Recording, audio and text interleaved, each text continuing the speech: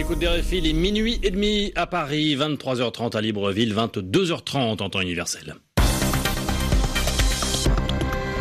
Et c'est Céline Pellarin que vous retrouvez pour la dernière édition d'Afrique Soir. Bonsoir Céline. Bonsoir Loïc, bonsoir à tous. Cette édition d'Afrique Soir est essentiellement consacrée à l'actualité post-électorale au Gabon. L'annonce ce mercredi de la réélection d'Ali Bongo a provoqué des violences presque immédiates. Le centre de Libreville est quadrillé par les forces de l'ordre, notamment aux abords de l'Assemblée nationale, incendiée hier, mais également au QG de Jamping, dont les locaux ont été violemment pris d'assaut ce matin. Et dans l'après-midi, des violences ont de nouveau éclaté à Libreville et dans plusieurs localités du pays. On fait un point sur cette journée de troubles post-électoraux avec notre envoyé spécial Sébastien Nemeth. Moins intense que mercredi, les pillages et saccages de magasins ont repris hier. Sur les voies situées entre le bord de mer et la route nationale, les PK6, 7, 8 et jusqu'à 12 ont tous connu leur lot d'affrontements entre police et jeunes casseurs. Les violences avaient faibli en fin de matinée avant de reprendre vers 14h, puis de s'intensifier entre 19 et 20h. Jeunes et policiers ont joué au chat à la souris, entre construction et démantèlement de barricades sur la route. Les voitures s'aventurant là-bas étaient caillassées. Les résidences de personnalités ont continué à être visées. Dans le quartier Nzengayong, une des maisons du président de la CENAP, René Aboguéela, a été incendiée. Dans Iaï, les saccages débutés hier soir avaient repris dans l'après-midi. Les manifestants ont notamment dévalisé une boutique de la chaîne de distribution Secado, une agence de télécommunications Airtel, tout comme des magasins tenus par des Libanais. Derrière la prison, pillage de magasins là encore, des assaillants ont même été vus attaquer les murs à coups de masse pour entrer lorsqu'une porte leur résistait. Enfin, MGV, une société fabriquant des tenues scolaires, a été pillée. La cible n'a pas été prise au hasard puisque MGV appartient à la famille Bongo. Boris Vichit, Sébastien Nemeth, Libreville, RFI. Et après ces violences, le ministre de l'Intérieur, Paco Moublé Boubeya, annonce plus d'1 millier d'arrestations dans l'ensemble du pays. La nuit dernière, le quartier général, je vous le disais, le quartier général de Jamping a été investi par les forces de l'ordre. Des dizaines de personnes ont été arrêtées. Il reste toujours à l'intérieur du QG de Jamping une vingtaine de personnalités. Parmi ces personnalités bloquées à l'intérieur, il y a Paul-Marie Gondjou. Il est l'ancien vice-président de la CENAP pour l'opposition. C'est lui qui a démissionné juste avant l'annonce de la victoire d'Ali Bongo à la présidentielle mercredi. Si l'assaut a été donné sur les locaux du camping, c'est que le pouvoir estime que les manifestants violents venaient du QG de l'opposant. On écoute Paul-Marie Gondjou. Le pouvoir dit qu'ils venaient du QG de Jamping. Mais s'ils venaient du QG de Jamping, ça veut dire qu'ils les ont identifiés, ça veut dire qu'ils savent qui ils sont, ça veut dire qu'ils les ont arrêtés. Mais vous pensez que c'est moi, Paul-Marie Gondjou, Zachary Miboto ou M. Divungi ou des maisons qui avons incendié l'Assemblée nationale? C'est un manque de sérieux total. On ne peut pas, le pouvoir n'agit pas sur des allégations dont il ne sait avoir la preuve. Si c'était le cas, mais ils arrêteraient ces personnes-là, normalement, mais nous sommes détenus dans un domicile privé. C'est anormal. Vos intentions ce soir? Nos intentions ce soir, c'est de sortir, de pouvoir sortir d'ici. C'est de trouver, on essaie de nous battre comme de beaux diables en prenant des contacts à gauche, à droite, pour pouvoir faire valoir nos droits et pour pouvoir sortir d'ici. Donc voilà, nous sommes dans une situation tout à fait anormale et illégale. Paul-Marie Gondjou joint à l'intérieur du QG de Jamping par Bernard Najot. Et on vient de l'apprendre, les 26 personnes retenues dans les locaux du QG reçoivent en ce moment la visite d'Abdoulaye Bathily. L'envoyé spécial de l'ONU en Afrique centrale, Abdoulaye Bathily, devait présenter un rapport sur la situation au Gabon aux membres du Conseil de sécurité de l'ONU lors d'une réunion à huis clos à la demande de la France. Et après cette soirée et cette nuit de violence à Libreville, nos envoyés spéciaux se sont rendus cet après-midi à la polyclinique Chambrier dans le quartier Montagne-Sainte. Dans cet établissement hospitalier, ce matin, un véhicule de transport de troupes de la gendarmerie a déposé 17 personnes, des personnes blessées dans l'assaut du quartier général de l'opposant Jamping. Écoutez le reportage de nos envoyés spéciaux, Boris Vichit et Sébastien Nemeth. En sang, en état de choc, en pleurs, les blessés sont déposés dans la petite polyclinique, rapidement surpeuplée. Débordé, le personnel soignant doit laisser certains par terre ou assis. La plupart ont reçu des balles ou des plombs dans le corps. Jean Didier, touché au flanc, raconte l'assaut. On dormait, ils ont défoncé les portes, on était tous allongés, on essaie de maintenir le maximum de silence possible, quitte à faire en sorte qu'ils ne puissent pas nous repérer. Et malheureusement, vous savez, dans une salle où les gens, il y a des gens qui sont morts et d'autres sont malades, il y a des gens qui toussent, des gens qui paniquent et tout, etc. Ils nous ont fait sortir de force. Il y en a des gens qui sont blessés, quand on frappe encore la matraque dessus. Assis à côté de lui, Théo a été touché par une grenade. Il n'arrive toujours pas à comprendre ce qui lui est arrivé. Je vois juste une lumière. Je me retrouve avec l'intérieur de la bouche en sang. Je me retrouve avec des plombs de partout. J'essaye d'avancer, je tombe. Et après, il y a toute la foule qui passe. On se marche les uns sur les autres. Et puis bon, c'est la débandade, quoi. Alors que le nombre de victimes pourrait s'alourdir, Jean Didier estime que pouvoir et forces de l'ordre vont trop loin. Où est la démocratie? On n'a pas le droit de rentrer au QG des leaders politiques de l'opposition. On est dans une démocratie ou dans une monarchie. Un assaut que le porte-parole du gouvernement, Alain-Claude Bilibinzé, explique par la présence de criminels et de pillards à l'intérieur du QG de Jamping. Boris Vichit, Sébastien Nemeth, Libreville, RFI. Des morts, de nombreux blessés, des centaines d'arrestations. Après 16 heures de violence, Jamping s'est exprimé. Il a notamment dénoncé l'irruption des forces de sécurité dans son QG. Ma réponse est très claire.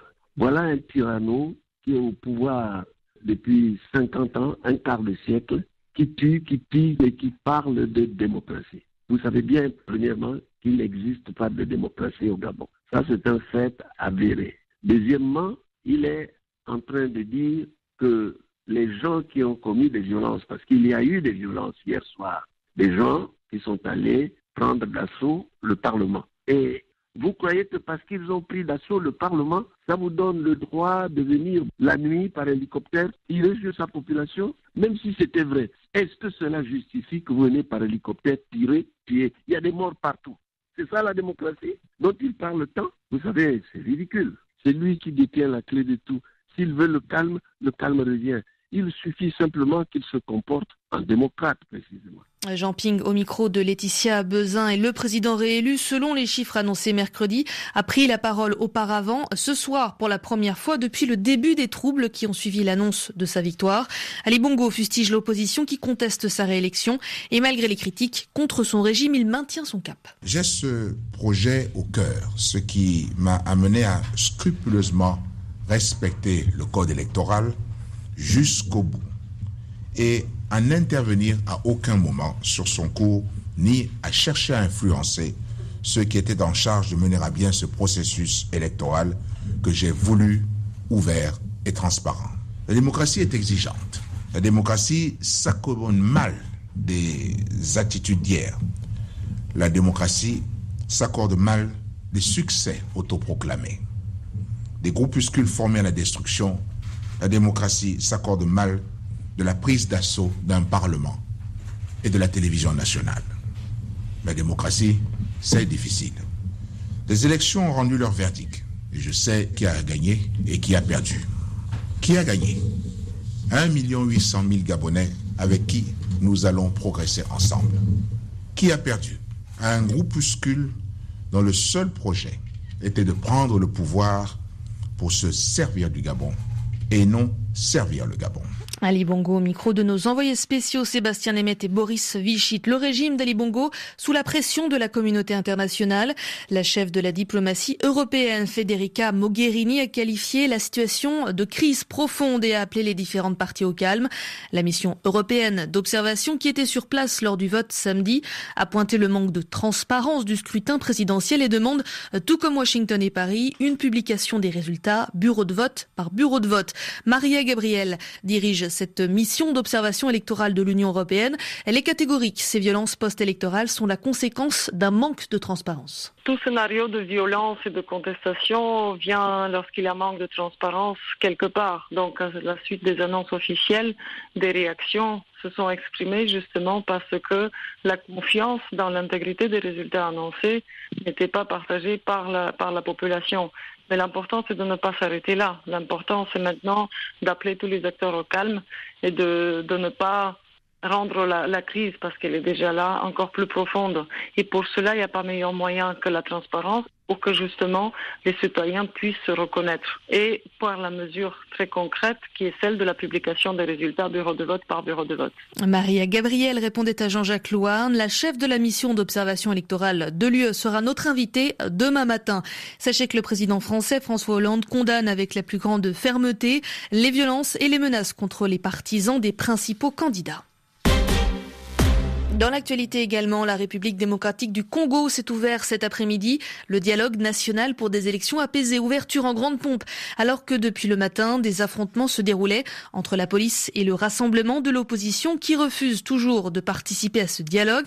Mais des affrontements également entre partis de l'opposition pro et anti-dialogue. Il y a plus d'une centaine de personnes arrêtées selon le rassemblement de l'opposition, 90 d'après la police. Le rassemblement de l'opposition, comme le MLC de Jean-Pierre Bemba, avait choisi de boycotter ce dialogue, accusant le président Kabila, qui l'a convoqué, de chercher par ce biais se maintenir au pouvoir et taxant le facilitateur de l'Union africaine Edem Kodjo de partialité.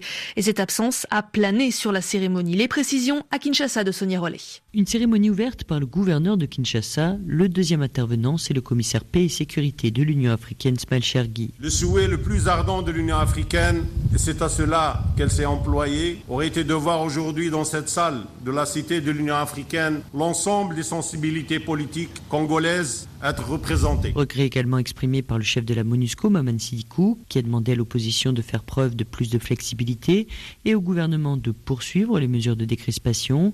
Mais c'est le dernier intervenant, l'invité surprise, celui qui n'était pas annoncé dans le programme, le président de l'UNC, Vital Kamerhe, qui se propose d'aller parler aux absents et demande pour cela une suspension de travaux. Qui nous disent pourquoi ils ne sont pas là et qu'ils viennent avec nous. Et il n'y a pas de piège qu'on ne saura pas démonter. Le facilitateur Edem Kodjo réagit. Formulons tous le vœu que ce qui a été dit puisse être réalisé, de nous ramener comme dans la pêche miraculeuse de l'évangile, tous les poissons qu'on n'a pas pu pêcher depuis 5 heures du matin. Le facilitateur de l'Union africaine donne à Vital Kamerhe, le nouveau co-modérateur de ce dialogue pour l'opposition, le week-end pour entreprendre ses démarches. Sonia Rollet, Kinshasa, RFI. Dans la seconde partie d'Afrique Soir, nous parlerons de l'actualité sportive avec Christophe Jousset qui nous rejoindra dans une dizaine de minutes.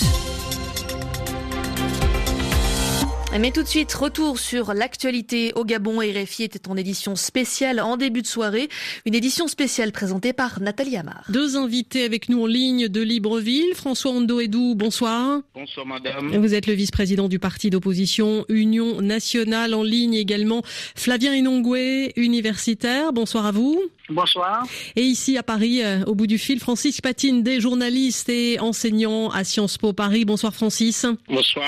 Un mot de commentaire d'abord sur la déclaration du président sortant, Ali Bongo, cet après-midi. Courte déclaration. François Ondo-Edou, qu'en avez-vous pensé ? Je voudrais tout d'abord répondre à monsieur Ali Bongo. Lorsque pour se dédouaner avec des arguties qui ne peuvent convaincre aucun Gabonais et encore moins la communauté internationale, largement représentée par les observateurs de l'Union européenne. À quoi faites-vous Monsieur référence exactement ? A osé dire que la démocratie s'accommode mal de la prise d'assaut d'un parlement. Non, monsieur Ali Bongo, c'est bien vous qui ne vous accommodez pas avec la démocratie. Oui, la démocratie est une exigence et elle est exigeante, elle a des règles. La démocratie s'accommode mal des tripatouillages électoraux. La démocratie s'accommode mal des dynasties au pouvoir. La démocratie s'accommode mal des institutions aux ordres du prince. La démocratie s'accommode mal de la mise sous tutelle des médias de service public. La démocratie s'accommode mal des résultats électoraux de 99,99% pour le pouvoir en place. Alors c'est vrai. Tout cela a un seul nom. Et c'est ce que refuse l'opposition gabonaise, c'est ce que refuse le peuple gabonais. C'est vrai, Flavien Enongwe, que le président tout à l'heure n'a ouvert absolument aucune porte à la discussion. Il rejette la responsabilité des violences sur l'opposition. Il n'y a aucune ouverture sur la suite. Non, je peux d'abord dire que, pour corroborer, alors la démocratie est incompatible, je le dirais, suppose la forclusion de la violence. Et ça, c'est un principe qui n'est pas contextualisé, mais qui vaut à la fois pour notre pays que pour tout autre pays dans le monde. Donc la démocratie, dans l'histoire, suppose la forclusion de la violence, en ce sens que le règlement des différends politiques se fait sur la base du respect des normes prescrites dans les textes qui réglementent la vie commune. Mais Flavien... Ça, c'est le premier point. Le second point, par rapport à la discussion que vous avez, Vers la fin de son discours, moi j'ai vu plutôt une main tendue à toutes les bonnes volontés pour construire l'avenir de notre pays. Mais Flavien Enongwe, en quoi est-ce que le président Ali Bongo tend la main? Il ne propose pas réellement de dialogue, il ne dit pas que les résultats, par exemple, vont être à nouveau recomptés dans le Haut-Ogooué. C'est là que le bas blesse et que l'opposition conteste le décompte des résultats. Je vais vous surprendre en vous disant ceci. Ce décompte a eu lieu le soir même de l'élection, bureau de vote par bureau de vote, en présence de tous les observateurs. Et c'est ça notre procédure électorale. À la suite de quoi, ces procès-verbaux issus des bureaux de vote remontent au niveau local pour une première centralisation. Le procès-verbal de la centralisation des départements remonte au niveau de la centralisation provinciale. Et la CENAP ne s'occupe que de compiler et centraliser les 9 procès-verbaux. Et maintenant, pour ceux qui veulent le décompte, je terminerai par là, pour ceux qui veulent le décompte, notre dispositif législatif prévoit que le décompte est sur la base, si c'est demandé par la requête, introduite auprès de la Cour constitutionnelle. C'est là a lieu le décompte, et ça a été le cas en 2009. Le décompte a eu lieu et les résultats ont été rendus. Voilà la procédure. Faut-il la changer parce qu'on le demande? Mais il ne tient qu'à ceux qui se plaignent de pouvoir introduire des requêtes auprès de la Cour constitutionnelle et le recompte aura lieu puisque c'est prévu par notre dispositif législatif. Est-ce qu'on peut quand même se contenter de dire, Flavien Enongwe, que ce qui s'est passé hier, c'est l'action d'un groupuscule, l'action de casseurs? Il y a justement, puisqu'on parle de démocratie, 48,2% des Gabonais qui ont donné leur voix à Jean Ping. C'est un peu dur pour eux d'entendre ça peut-être, non? Vous avez certainement compris que le président ne parle pas de tous ceux qui ont voté pour l'opposition. Il faut respecter l'expression du suffrage universel. Et les 48% qui ont voté pour M. Jean Ping, il faut pouvoir les respecter. Mais désolé, ce n'est pas les 48% de cet électorat qui était hier dans la rue. Vous conviendrez avec moi. Je voudrais qu'on se tourne vers Francis Patindé. Comment avez-vous perçu, vous, ce discours d'Ali Bongo? C'est une fin de non-recevoir pour l'opposition ou c'est une main tendue, comme nous le dit Flavien Enongwe? Moi, je pense que c'est une fin de non-recevoir parce qu'il n'y a pas, moi je vois pas les passerelles, je vois pas les ouvertures dans ce discours, et sans doute parce qu'on est encore dans l'actualité, tout est encore frais. Donc, je pense que peut-être et ce qui serait la seule mesure d'apaisement éventuelle, ce serait par exemple qu'on puisse faire le recomptage, parce que je pense que la paix, oui, la paix vaut bien une messe, vous savez, et on peut le, mais sans on laisse finir Francis d'abord. Ouais, sans aller jusqu'à la cour et tout, peut-être qu'il faut le faire pour apaiser les passions, parce que cette jeunesse qui est dans la rue, elle est quand même, pour l'essentiel, elle est composée de laisser pour compte de la crise.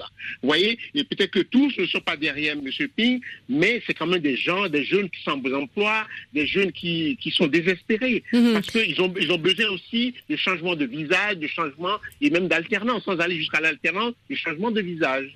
François Ondo, et d'où, comment est-ce que vous interprétez, vous, ce soir, la stratégie du côté du pouvoir? C'est simplement de tenir bon en se disant que peut-être la tempête va cesser? C'est une fuite en avant. Le pouvoir ne propose rien, sinon des arguties. Monsieur Ali Bongo parle de groupuscule. Qui est le groupuscule? Celui qui, avec une petite équipe de profito-situationnistes, voit les élections et dont les rares militants et sympathisants rasent aujourd'hui le mur. Non, monsieur Bongo n'a aucun argument. C'est à lui de nous dire ce qu'il veut effectivement. Je crois que la situation est claire. Les observateurs internationaux qui ont observé les élections ont noté les imperfections qu'ils ont constatées sur le terrain. Ils notent que le nombre d'inscrits est inférieur au nombre de votants dans la province du Haut-Ogooué. Alors, à partir de ce moment-là, il est difficile de faire confiance à ces chiffres qui nous ont été donnés. Et nous avons vu un procès verbal du CIE où des représentants de l'opposition avouent devant un huissier de justice qu'ils ont été corrompus pour la bagatelle de 50 millions de francs CFA. Ce sont des documents qui existent, et d'ailleurs tout à l'heure en suivant France 24, M. Bourgi a brandi ces documents à l'antenne. Donc, et on rappelle simplement les chiffres qui ont été livrés par le ministre de l'Intérieur dans l'après-midi. 600 à 800 personnes arrêtées depuis hier sur Libreville, 200 à 300 dans le reste du pays. Le ministre de l'Intérieur qui parlait de 3 morts. On a passé toute la nuit à se cacher. On était à l'intérieur du QG. Ils sont rentrés avec la force, ils ont cassé toutes les portes, toutes les voitures des leaders, faire le désordre carrément. Où est la démocratie? On n'a pas le droit de rentrer au QG des leaders politiques de l'opposition pour aller frapper les gens, tirer sur les gens quand même. On dormait, ils ont défoncé les portes, on était tous allongés, on essaie de maintenir le maximum de silence possible, faire en sorte qu'ils ne puissent pas nous repérer. Mais malheureusement, vous savez, dans une salle où les gens qui toussent, des gens qui paniquent et tout, etc., ils nous ont repérés à 6 heures. Ils nous ont fait sortir de force. Il y en a des gens qui sont blessés, quand on frappe encore la matraque dessus. Mais franchement, attendez, on est dans une démocratie ou dans une monarchie? On ne comprend plus rien. Le témoignage de Jean Didier, blessé la nuit dernière au quartier général de Jamping à Libreville. Témoignage recueilli ce matin par nos envoyés spéciaux à Libreville, Sébastien Nemeth et Boris Vichit, à la polyclinique Chambrier. Flavien Inongoué, ça a été tout de même extrêmement violent hier soir au QG de l'ancien Premier ministre. Et Sébastien Nemeth nous le disait, à l'heure qu'il est, 26 personnalités, parmi lesquelles d'importants responsables de l'opposition sont toujours retenus sur place. Toute cette situation est dommageable. Vous savez, le sang versé, je ne pense pas qu'il y ait un seul Gabonais qui puisse se réjouir de cette situation. Nous sommes un pays qui a toujours fait œuvre de paix et nous aspirons à vivre dans la paix. Donc, les ressorts du dialogue, il faut pouvoir les renouer et personne ne peut se réjouir de cette situation. Que va-t-il advenir de Zachary Miboto, Chantal Miboto, Paul-Marie Gondjou et il y en a d'autres encore, donc je le disais, 26 personnes toujours retenues à ce quartier général? À mon niveau, je ne peux rien vous répondre. Il n'y a que des personnalités plus éminentes que moi pour pouvoir y donner des éléments. Le ministre de l'Intérieur qui a parlé tout à l'heure, vous pouvez lui poser la question. François Ndoédou, vous avez des informations, vous, sur ce qui peut leur arriver? Ils vont être conduits à la gendarmerie, peut-être? Oui, moi j'ai pu avoir le président Zachary Miboto de l'Union nationale au téléphone tout à l'heure. Il m'a dit qu'ils sont toujours dans les locaux du QG de M. Jamping. Le week-end les empêche de sortir, ainsi que la gendarmerie. Que 3 personnes au moins ont trouvé la mort au cours de l'assaut qui a été donné très tôt ce matin et hier soir. Qu'il y a de nombreux blessés à qui des soins n'ont pas encore été donnés depuis plus de 12 heures. Que la gendarmerie, rendue sur place aux premières heures de la matinée, a promis d'aller les chercher pour les entendre sur procès verbal. Que depuis hier... Je vous interromps parce que malheureusement le temps presse. François Ndoédou, merci à vous d'avoir participé à cette émission spéciale. Merci à Francis Patindé et à Flavien Inongoué. Dans un instant, les réactions des auditeurs d'RFI. Et ce sera dans le zapping d'appel sur l'actualité et ce sera à 22h57, temps universel. C'est l'heure du journal des sports, présenté ce soir par Christophe Jousset. Bonsoir Christophe. Bonsoir Céline. On commence avec l'athlétisme. La Ligue de Diamant et ses $40 000 ont échappé à l'Ivoirien Ben Youssef Meïté ce soir à Zurich, mais il s'en est fallu d'un rien. Oui, encore une histoire de millièmes de seconde, des millièmes qui décidément n'auront jamais été en faveur des sprinteurs ivoiriens cet été. On se souvient qu'à Rio, aux Jeux Olympiques, Marie-Josée Talou avait manqué d'un souffle la médaille de bronze sur 100 mètres. Eh bien, ce soir à Zurich, Ben Youssef Meïté a manqué la 2e place du 100 mètres pour 4 millièmes de seconde. Il a couru en 9 secondes 99 comme Akani Simbine, mais après examen de la photo finish, le Sud-Africain est classé 2e et l'Ivoirien 3e et la différence est énorme.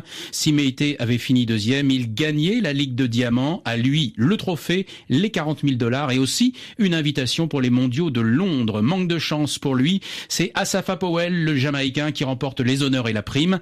Parmi les autres lauréats de cette Ligue de Diamant, l'Éthiopien Agos Gebrewet sur 5000, la Sud-Africaine Caster Semenya sur 800 mètres. Elle termine sur une victoire devant Francine Nyonsaba, la Burundaise, et Margaret Wambui, la Kenyane, comme à Rio. Et on passe au football. Cette fin de semaine sera marquée par la dernière journée des éliminatoires de la CAN 2017. Il reste 6 places à prendre en phase finale. Les 6 dernières et 14 pays sont encore concernés avec des chances plus ou moins grandes. Pour la Mauritanie, c'est plutôt moins.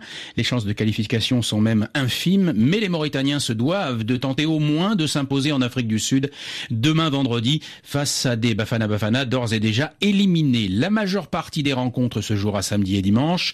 Pour son match décisif contre contre la Sierra Leone, la Côte d'Ivoire devra se passer de Serge Aurier. Blessé contre Monaco dimanche dernier, le défenseur souffre d'une entorse à la cheville qui risque de lui faire manquer aussi le premier match de Ligue des Champions du PSG contre Arsenal. Le Burkina Faso livrera un duel à distance avec l'Ouganda pour la première place de son groupe.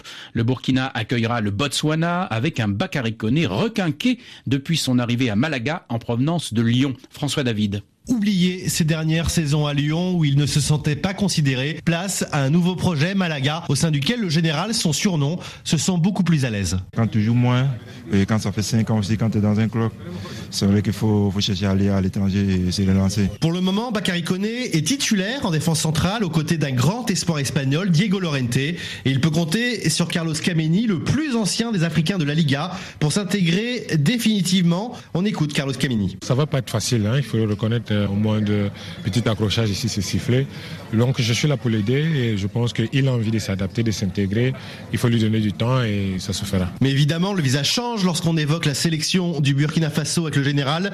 Les étalons ont toujours énormément compté pour Koné, surtout quand les choses ne tournaient pas rond à l'Olympique Lyonnais. Et venir à l'équipe nationale, à chaque fois retrouver un peu de temps de jeu, mais tout, comme on le dit, la patrie ou la mort. C'est un match de la mort pour nous parce qu'on va tout donner pour se qualifier parce que on ne peut pas rater cette CAN au Gabon. Évidemment, les étalons auront besoin d'un grand Bakary Koné pour parvenir à leur fin. François David, Barcelone RFI. À suivre également aujourd'hui le match amical Soudan-Gabon avec des Gabonais évidemment préoccupés par ce qu'il se passe dans leur pays. Pierre-Emerick Aubameyang, l'attaquant vedette des Panthères, a écrit sur son compte Twitter: nous allons jouer pour la chose qui nous tient le plus à cœur, la paix. Et Christophe, on termine ce journal avec le cyclisme. Et le Tour d'Espagne, sprint massif à l'arrivée de la 12e étape à Bilbao. C'est le Belge Jens Keukeler qui l'emporte devant une quarantaine de coureurs, dont l'Érythréen Meraoui Koudous, classé 22e. Le meilleur africain au classement général, le Sud-Africain Meintjes, 8e du dernier Tour de France, était dans l'échappée du jour, mais le groupe de 7 coureurs a été repris à 18 km de l'arrivée. C'était le journal des sports. Merci Christophe Jousset. Vous écoutez RFI, 22h57 temps universel. C'est la fin de cette édition d'Afrique Soir préparée avec Laurie Plisson. Merci de l'avoir suivi. Suivez le zapping d'Appel sur l'actualité avec Orange Money, leader du transfert d'argent et du paiement de factures via mobile. Bienvenue, ce matin, vous réagissiez à la situation au Gabon, confronté à des violences depuis l'annonce de la réélection d'Ali Bongo Ondimba devant l'opposant Jean Ping. Écoutez, c'est l'heure du zapping.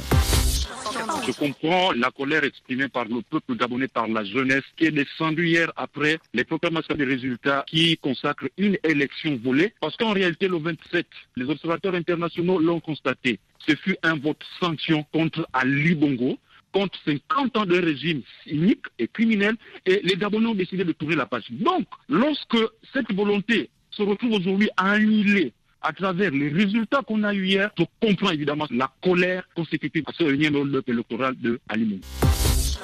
Je suis quand même choqué qu'on parle de fraude pour l'élection la plus transparente de l'histoire du Gabon. Le PDG bien fraudait parce qu'il était composé de ceux qui étaient sa substance la plus toxique et qui ont quitté le PDG parce qu'ils ne se retrouvaient plus dans la transparence, dans l'égalité de chance et dans la régularité. Hier, ce n'est pas la jeunesse qui a cassé, c'est un groupe de voyous, de bandits bien organisés qui ont infiltré les rangs des militants de M. Jean Ping pour profiter de cette occasion pour faire du désordre sous l'instigation de leur leader. Le scénario de 2009 est en train de se répéter et je trouve dommage en fait d'en arriver là, sachant que je suis de ceux qui pensent comme la majorité des Gabonais qu'il était temps qu'aujourd'hui le pouvoir en place reconnaisse qu'il n'est plus crédible, qu'il n'est plus désiré par les populations. Donc ils savaient très bien que les choses en arriveraient là. Ça n'a rien à voir avec Jean Ping, ça a tout à voir avec la population gabonaise et je suis surprise de constater l'hypocrisie avec laquelle on parle de la jeunesse gabonaise qui serait derrière Ali. C'est complètement faux. Moi, aujourd'hui, je connais des personnes qui sont dans la rue. C'est loin d'être des bandits de grand chemin. Ce sont des jeunes responsables, mais qui choisissent aujourd'hui d'aller dans la rue pour défendre leur vote. C'est l'histoire de l'affaire à l'envers. C'est-à-dire que nous avons des anciens barons du pouvoir qui ont mis un système électoral en place pour permettre à Omar Bongo de se maintenir au pouvoir pendant 40 ans. Et ces mêmes gens, devenus opposants aujourd'hui, sont en train de pratiquer les mêmes choses qu'ils ont pratiquées avec Omar Bongo pendant 40 ans. Et on se retrouve demain à 8h10 TU pour la libre antenne, 33 9 693 693 70. Bonne soirée. Géopolitique, le débat. François Mazet. Les chefs d'État et de gouvernement du G20 se retrouvent en Chine pour leur sommet annuel. Alors que la croissance tourne au ralenti et que le protectionnisme gagne du terrain dans l'opinion, ce G20 chinois peut-il sortir l'économie mondiale de sa torpeur ? On en parle dans Géopolitique, le débat. Géopolitique, le débat, François Mazet. Samedi, à partir de 18h10 TU. RFI.